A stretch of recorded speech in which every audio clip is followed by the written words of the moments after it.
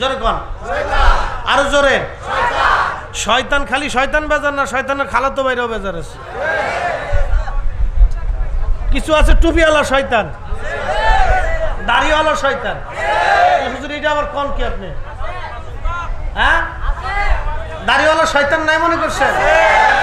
হ্যাঁ, দাড়িওয়ালা শয়তান দেশে বহুত আছে, অনেক কোয়ালিটির শয়তান আছে।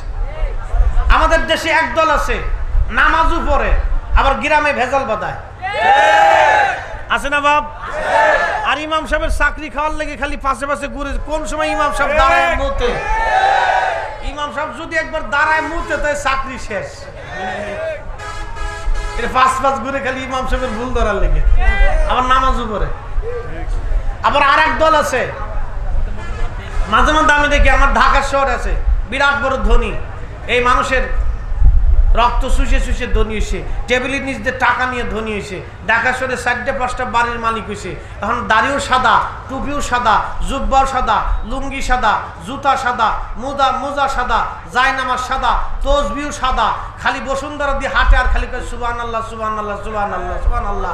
মানুষের রক্ত শুষে শুষে বাড়ি বানাইছে, মক্কা মদিনায় প্রত্যেক রমজানে যায় আর মাসে মাসে খালি মক্কায় যাওয়ার চিন্তা করে, বিরাট বড় সোয়াব, চিল্লে 3-4টে মাইরে দিয়ে একবারে বিরাট বুজুর্গ হয়ে গেছে। ও মনে করছে আমি বেহেশত কিনে ফেলাইছি। এর দিকে শয়তান আসে আর কয়, ওরে শয়তান, তোর মতো শয়তান থাকতে আমার আর দুনিয়ার কোনো কাজ নাই। এই কথা কন না কেন? শয়তান আছে না এরকম? ও 3 চিল্লে মাইরি দিয়ে মনে করছে একবার বেহেশত কিনে ফেলাইছি।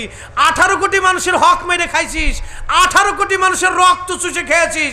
তুই 40 লক্ষ বছর চিল্লে দিয়া খুদার ঘরের কাবা শরীফ ধরে খুঁজে কান্দ, আর কাবার গিলাফ দিয়েও যদি তোমাকে কবর দেওয়া হয়, 18 কোটি বান্দার হক না মিটাইয়া আল্লাহর দপ্তরে মাফের আশা করা যাবে না।